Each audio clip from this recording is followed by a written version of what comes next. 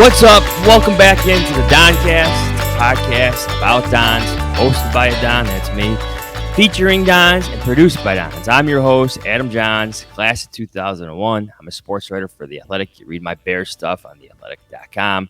Follow my Bears podcast. Let's try that again. Bears podcast, Hogan Johns. It's out there wherever you get your podcasts, even on YouTube. This episode's producers, as always, are Danny Berg, class of 23, and Jack Dennis, class of 24. And I am excited about this episode's guest, Mike Spina, class of 2002, my first teammate. Hello.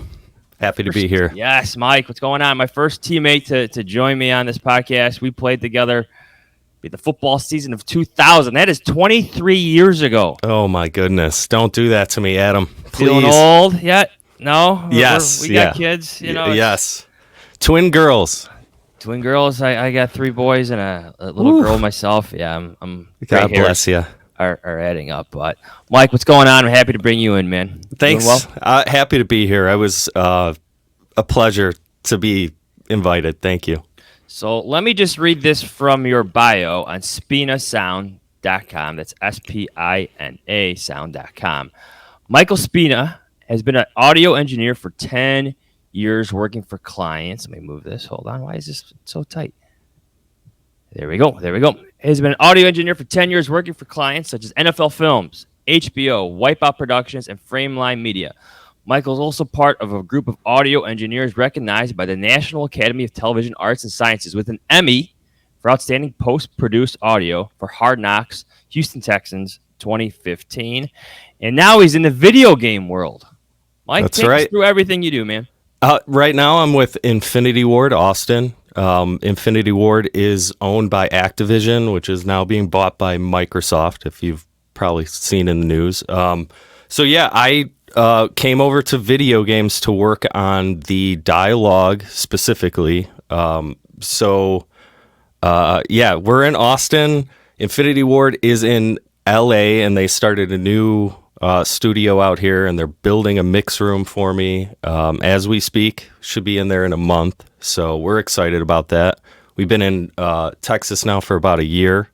We really like it here. That being said, we did leave for like 3 weeks to come back to the Midwest during the heat here because it was just it's melty. Yeah, it's wild. But it's a great time. We're right by a pool, and it's a nice place. Is that, if you're watching on YouTube, if our listeners are watching on YouTube, is that your Emmy behind you? That is, yes. Yeah. Good. It's great product placement. I know. That's yeah. So when I had to move industries, right, your background means a lot, right? So that was the day I actually received the Emmy. So it's a long process. Months and months after the show comes out, the Emmy's nominated. Then the show finally happens, and then you get they say, hey, you won, and then there's another 6 month to a year period where you actually get the statue. So. When those showed up at NFL Films, it was a big day. It's a crowning achievement for me. I think a lot of guys there kind of get numb to it because they're an organization with 100 plus Emmys, specifically in audio. Each guy has 5 to 6, but for me, that's enough. Like I didn't need to stick around longer to pad it. It was my crowning achievement within the sports world because I was actually on location for this. So I went down to Houston. I sat in the Robo Room, which is the inside security cameras where we install all the training room cameras. So, I sat there for 3 weeks, followed all the footage back to Films, worked on cleaning it all up, passing it on to other mixers, and it was a long process, but it was totally worth it. J.J. Watt that season, if you remember any of that Hard Knocks stuff, I was with the cameraman that shot him coming over the top of for the intro. So it's just a great time in my life. So Hard Knocks is one of the most popular football shows, sports shows. Right. Every time, even like the news of which team is getting it. It's never going to be the Bears because the Bears don't want it. But no, it's the Jets this year. But it's so popular, so highly regarded. What's that like to work on 3 seasons? So Hold on. So it's the no, go ahead. Rams, right? Texans and the Falcons, correct? And the Falcons, right? And then every other year in between. So those are just the years where I got credit, right? So, and I think this maybe help for like the Dons out there that are possibly going into the workforce or maybe going to think about jobs like this, where, I was not union, so all the work I did was under NFL Films, so they decided what credit you got. And as a seasonal employee, I worked on pretty much all those shows, syncing the footage, all back at Films. But there was kind of like a spot where they said, okay, now we're going to give you credit to where you're going to go out there and do something significant. So, I did stuff for the Jets and I did stuff for other team, Miami, but those 3 were the ones where I was in it for weeks and weeks away from my family, following the footage back home. And LA was amazing. The ramp, just that transition to LA and being a part of that. The NFL is a great organization from top to bottom. They do have, their problems, but as far as big organizations go, they do care. You just need to find the right people. So what's like the daily process for you in a job like that? Like maybe take us through your 8-hour, 9-hour. I know how the NFL world can work, like there's a lot of hours spent. So especially with the Texans, right? So it's so hot. They would practice at 6 in the morning. They would show up at 6, right? So film crews would need to show up at 5. Luckily we were able to keep things kind of set up permanently, for those 3 weeks that we were there, run cables. But right, so we had to be there early. You're making sure that all your media can record, you're double, triple checking your backups.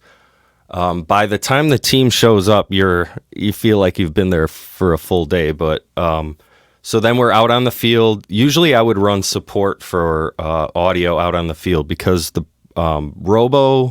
Robo room guys, so that's the indoor cameras, they needed to kind of we learned they needed to stay fresh for whatever was going to happen after, right? Because if they went out on the field and burned themselves out and then had to go sit in the room for another 12 hours, it was kind of tough. So over time, we kind of step away from the field and we would just sit in the robo room for 12 hours, just trying to catch those moments where, the backup quarterback comes in after a bender and has to kind of come clean to the coach.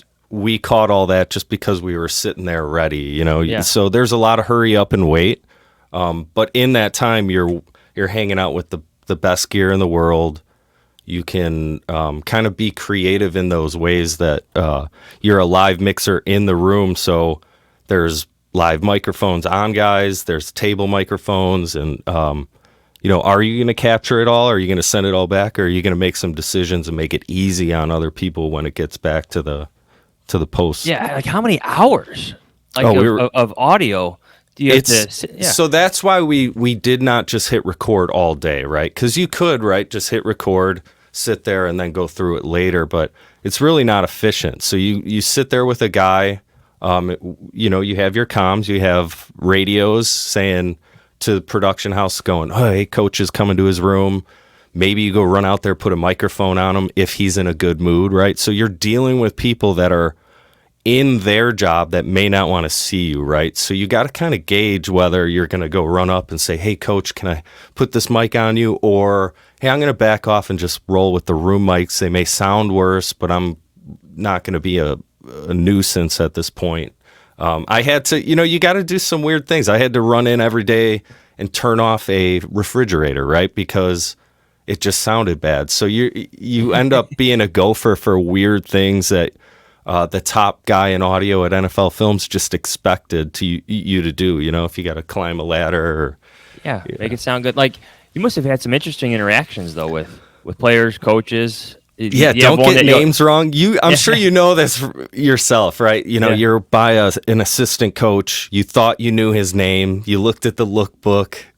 you set it to one other person that probably doesn't know the guy, and then I go and, hey, coach, whoever, and then all of a sudden he's spit and chew at your foot, and it's this, and, Get out of my face. Yeah, and especially being around these big guys, it's a way to feel less than, when you're standing next to J.J. Watt and all these dudes, and I kind of learned my place to.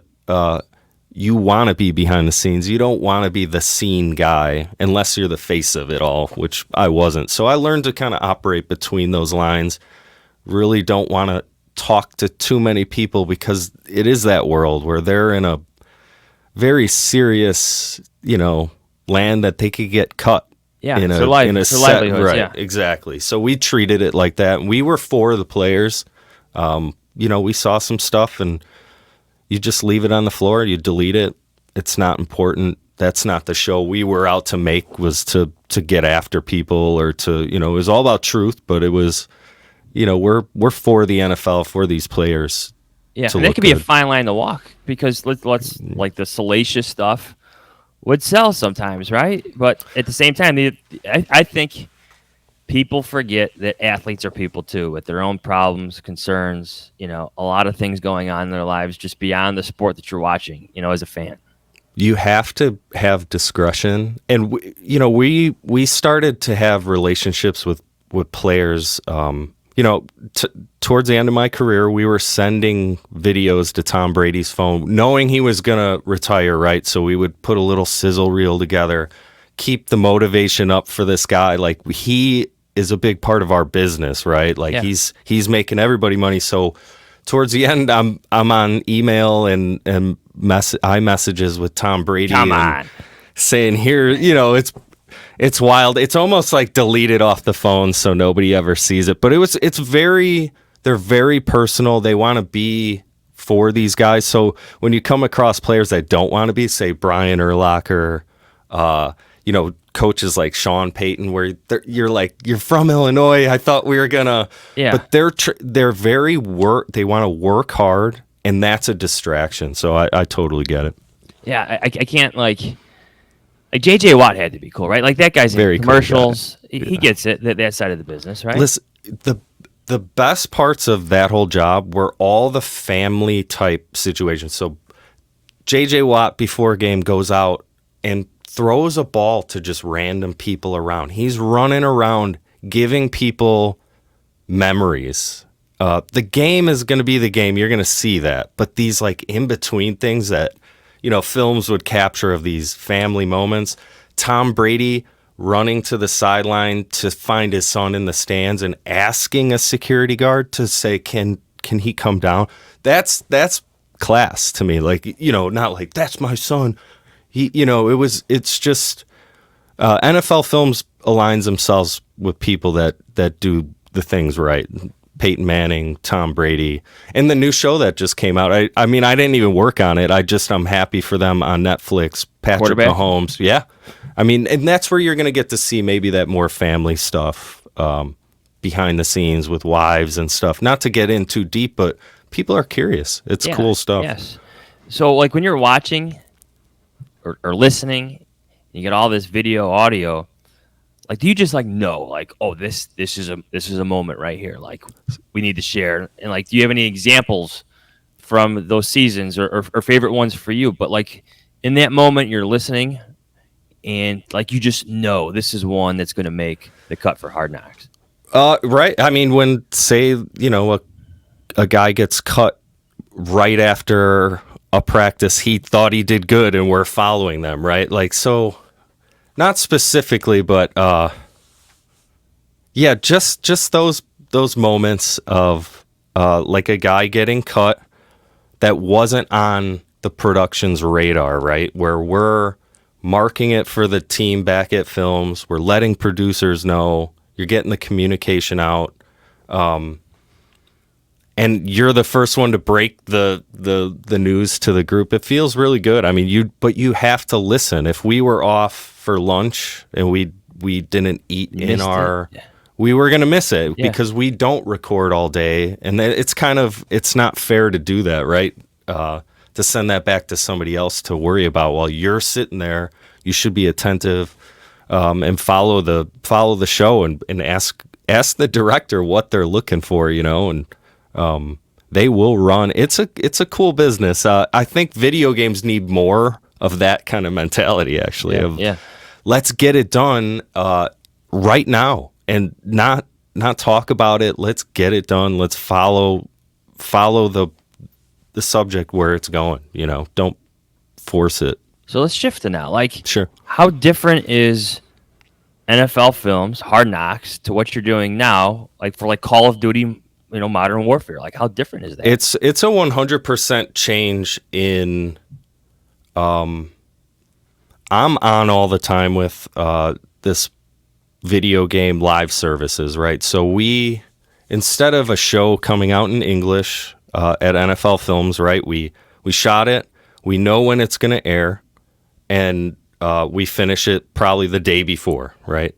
With these video games, we're working in 14 languages, right? So I'm not only creating how it sounds for the English guy, getting that recorded, bringing that in, making sure everybody's happy, and then we send that off to a localization group in Ireland that will record for each language, send that back my way. So in one way, it's a lot of file management, which we did at NFL Films, but in another way, it's all these different languages, and I'm working with multiple companies within Activision. So NFL Films was the king of their world, where I'm kind of operating within Activision's localization group, and I can kind of only move so quickly because of that fact. So it's great, but it's really different with 9 to 5. What's my schedule? We don't know when these groups are going to send, the Irish localization group is going to send it, and it might be in the middle of the night. And that needs to get in that night, because the next day those people expect to check those changes. So it's, in one way, yes, a lot of hurry, but in another way, it's not going out to the public right away. We're going to go through the process over and over and over again. And there's so many people involved in the video game world. We have 5 companies, I think, helping us create just our game. And then those companies also take over and make Call of Duty their version, and we support them. So it's it's a franchise that is every year coming out with a game. And it's nonstop voices. I mean, all the celebrities. So we just added The Boys. That's our big, so the crossover with the Amazon Prime show, The Boys. We have Homelander, Starlight, and Black Noir, and he doesn't have any lines because in the show he doesn't speak. I know what you're talking about. So we are super happy about that, but then we didn't get everybody from the show. So you're like, for me it's half a miss, and hopefully for the rest of the world, they're super happy that there's these crossovers, and we can retain more people, because over time, and I'll be honest, the game has not done as well as we thought. When we launched, we sold $1 billion worth in a weekend. I mean, we were like, okay, we're on to something. This is the biggest game, I've ever been a part of, obviously. But for everybody in Call of Duty land, it was one of the biggest games ever released. And then over time, with the Warzone release, people weren't happy. So now we're kind of trying to figure out how to bring people back into this world. And I'm a fan of the game, so I'm with them. I'm like, The Boys, and let's have these events, and we're going to have some more celebrities in the game to try, bring people back. Yeah, no. So Call of Duty, again, Hard Knocks, Mike, this is crazy awesome. Hard Knocks is one of the most popular football sports shows. We went over that, but Call of Duty, I'm pretty sure my sons are playing it right now in the basement because I told them to be quiet to record this podcast. I'm sure we played together. I believe they're down there playing. They love it. It's. I remember playing some of the original ones, going way back. Did the franchise start a bit ago, right? Yeah. So the original guys started. It was Medal of Honor, and they left EA. And those were great games, but they went and created Infinity Ward, and Call of Duty came out, and I think it changed. I hate to say it changed my life, but it kind of did, right? Because I've been a fan from the beginning. My brother was in Greg Spina, also an alumni of '04. I think it was '04. He was in the military at the time. So I'm super into that world. My brother's there. There's a war going on. I hate to say I'm a video game warrior, but I'm like in that. I'm like just trying to immerse myself in that world, right? So we, he gets out of the military, Greg Spina, and he plays the game with us from Fort Bragg. He's stationed in Fort Bragg, so that turns into a way that I talk to my family in a way, right? So I'm in Chicago, he's there. We're playing together online. That's all new. And so it was a way for me to connect with him. And then over time, I moved to New Jersey for my job. And that's how I connected back into my group of friends. My brothers and a couple of the guys that I hung out with was playing video games online. And it was really my only way back into the group without coming to visit. And it was more about the interaction. So Call of Duty for me is really about being with the boys or the girls or whoever wants to play. And the game is fun. But you're with your boys. It's more about that to me, I think, is having friends that do the same thing and you have a common goal. And although it's cartoons and you're running around, you're doing that thing, that synergy with other people and having fun. And I really like being a part of the people that put that together for kids and adults. Yeah. Even my dad plays. He's almost 70. He still plays the game. So one more question about like the differences in the job. So Hard Knocks, you're listening to audio, but for Call of Duty, it's written, right? And then it's recorded. There's a narrative group. There's a narrative group, and then you edit that part, or maybe take me through. Right. Okay, go ahead. Narrative will write lines. Okay, let me bring you back even farther. They will have say a mode where it's capture the flag, and we're going to put this in the game, and they request announcer lines, right? So we need to hear team bat or capture the flag and flag taken and get your flag back. All these things that reference in that mode. So what they'll do is narrative, a producer will request those lines. Narrative will write those lines. We then export that script to be sent to whoever, say the producers and the audio leads decide who the voice is going to be. And say the Warzone announcer is just going to be that person for the whole game. So we're lucky there. We don't have to go too far. We know our announcer. We send her the lines, and just remote sessions, kind of just like this. We'll sit in with the studio. We'll connect. We'll get a test going, check levels, make sure that there's no noises that we can't get out later or fix. And we also will send kits to people, like sound devices kits with microphones if they can't make it to a studio. Because a lot of the people that we are using for the game are all over the world. There's actors all over the place. So it's kind of all different ends. You got to be ready for files to be sent by somebody that doesn't know what they're doing, and then files to be sent by studios that are in LA or London.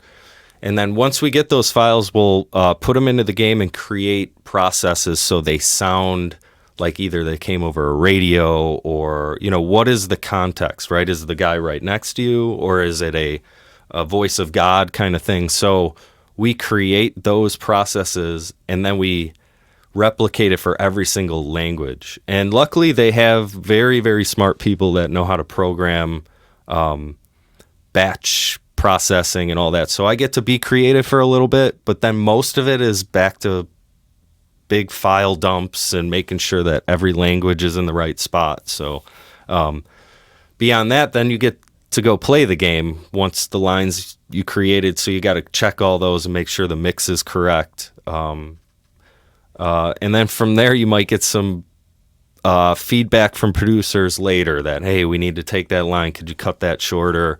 We're stepping on this. And then there's also a lot of programming stuff I kind of don't understand.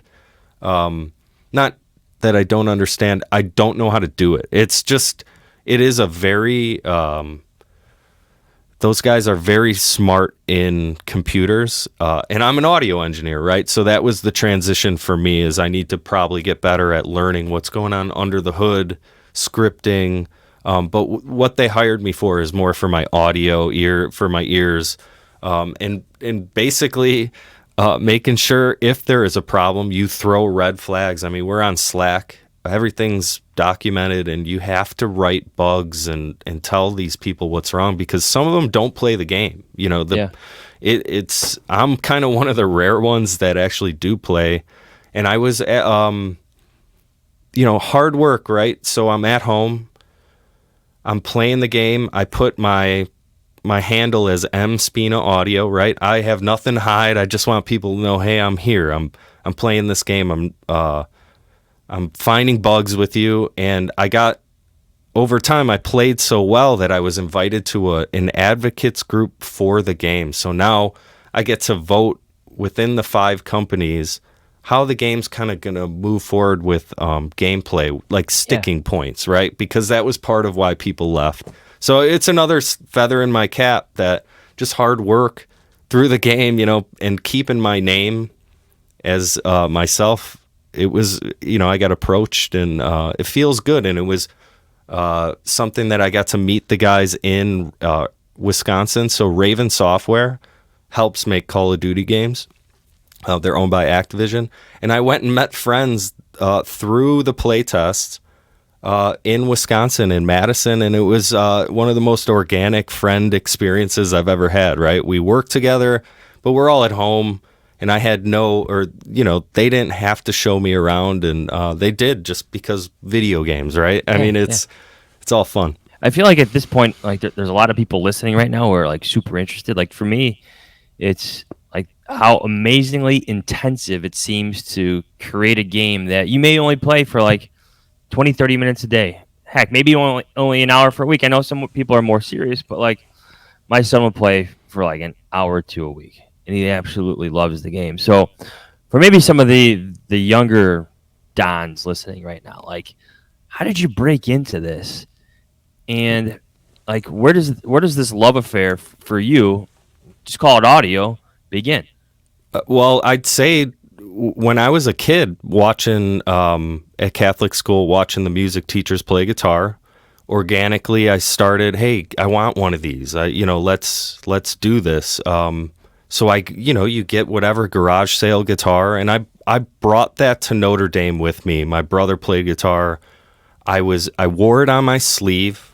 I wanted to sing. I wanted to play. I wanted people to hear me. I have footage of the Notre Dame Hungry Eye from when we played there, and American Pie. I have this in my notes. I remember seeing that. Yeah. You were with, didn't you play with Mr. Wilsey, Coach Wilsey at one point? So I played with him. I forgot what song we played, and then I played with I think it was Alexis. the band. You covered the band.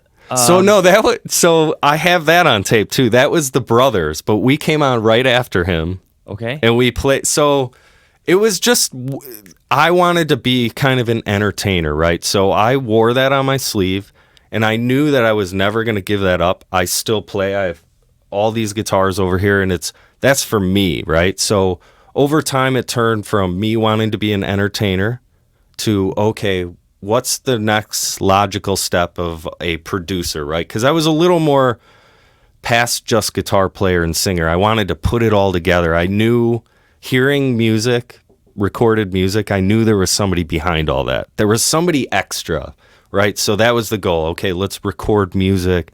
Let's get in that world. And Notre Dame really helped. I mean, they let me play at homecoming. I went out there and asked the student board if I could play 2 songs at homecoming, and they let me. And we played Brown Eyed Girl, and I forgot the other one. But Notre Dame was a great place for that. If you asked the questions, or at least when I was there were people there to support. It was a cool place for that, and they didn't make me feel bad for wanting to be a rock star. They saw it. They let me kind of carry that persona, and it was great. So that's kind of where it all started. Was I wanted to just use music in some way, and to be successful, I think in this world you have to have goals, but then goals that kind of branch off being a rock star is a goal, but is that practical? I think I knew that from the beginning, where no, it's not practical. I could try, I could play in bands, but what is going to be acceptable for me?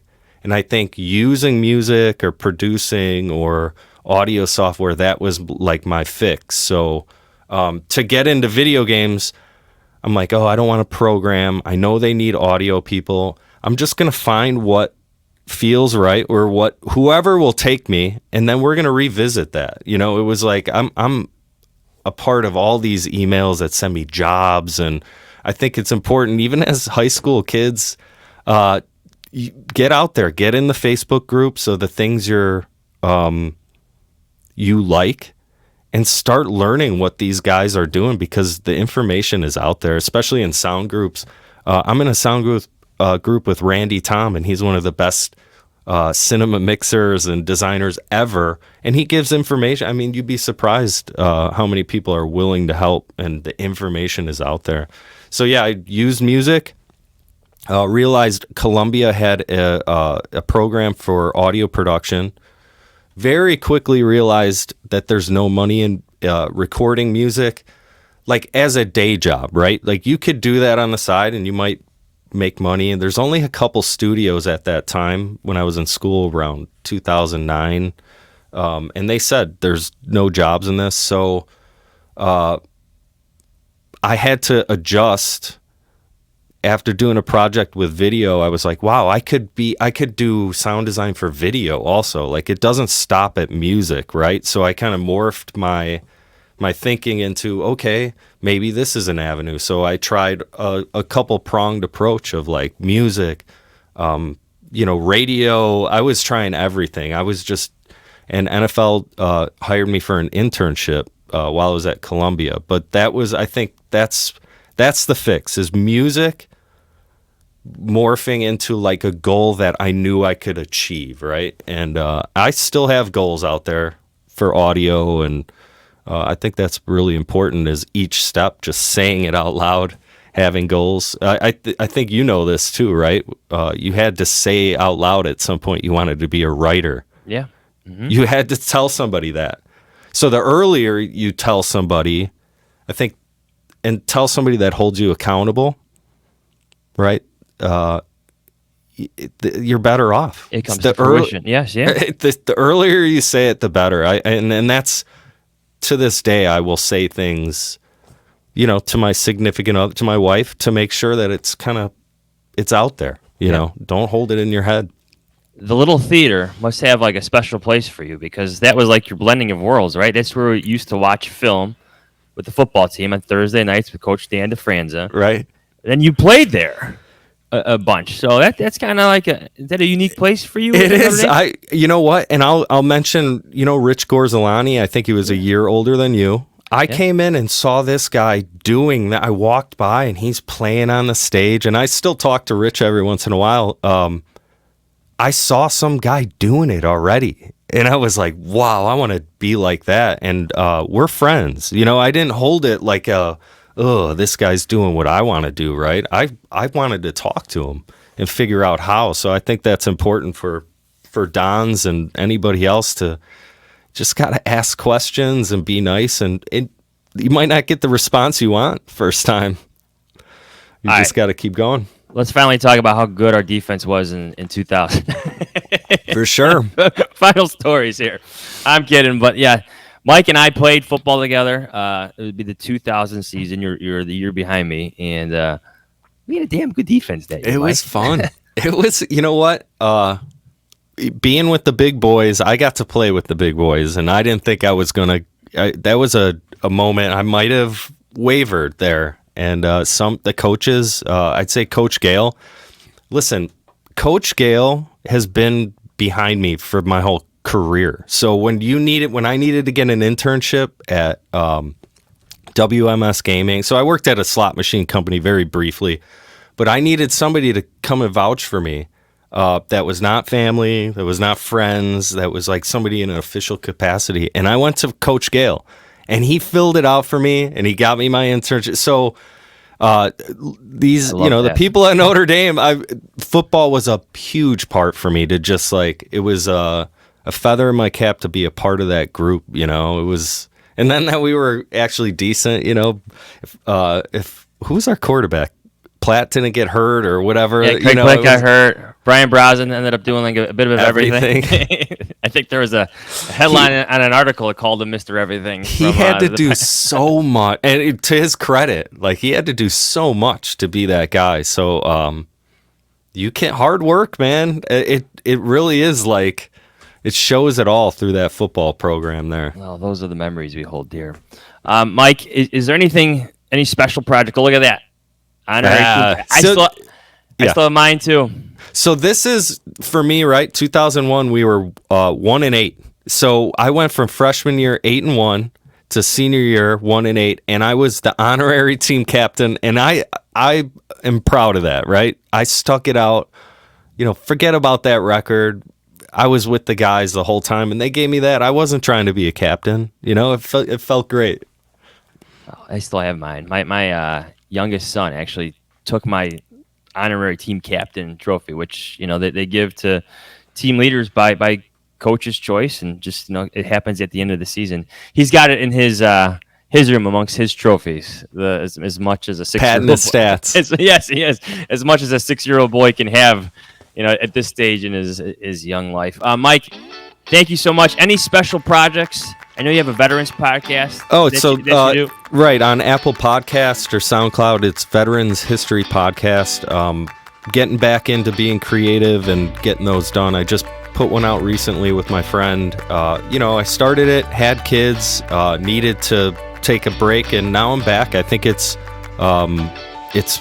people that need to be highlighted, and it's not about the war. It's more about like the interpersonal relationships, and I just really enjoy that stuff, having had a brother in the military. So check it out. Cool. Well, Mike, thank you. It's been a blast to catch up. Thank you. This wraps up this episode of the Doncast. Michael Spina, class of 2002. Thank you so much. Thanks for having me, guys. Thank you to our producers, Danny and Jack, as always. And here's my line. Once a Don, always a Don. Thank you, everybody.